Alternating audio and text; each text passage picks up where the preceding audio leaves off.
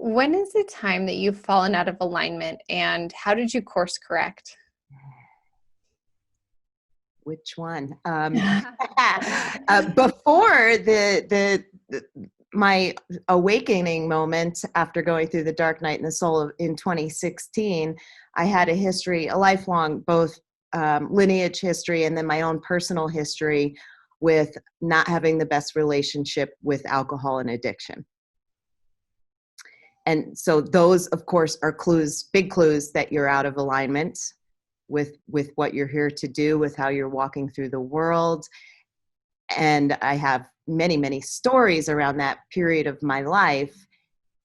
And it was a big desire of mine to shift my relationship with myself, with alcohol, with my beloveds, and bring myself back. And again, just like the reason I'm here, we can't do this alone. So I've always thankfully called in the right mentors and the right teachers right when I needed them. And at that point in time, it was, I didn't need somebody coddling me. I needed somebody super, super fierce to call me on my stuff.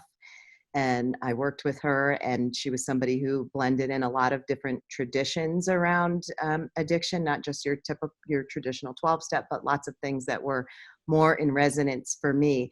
And the saving grace through all of that was the fact that I did have a spiritual practice. I was ignoring it for a long time, but I wasn't lost, thankfully. And so I, of course, worked my way through it. I didn't work with anybody else during that period of time. It was all about me. My son was very little at the time, so family and my own well-being was of the utmost importance. But Now, it informed later work. Now, when you say you had a spiritual practice, but you ignored it, what does that mean?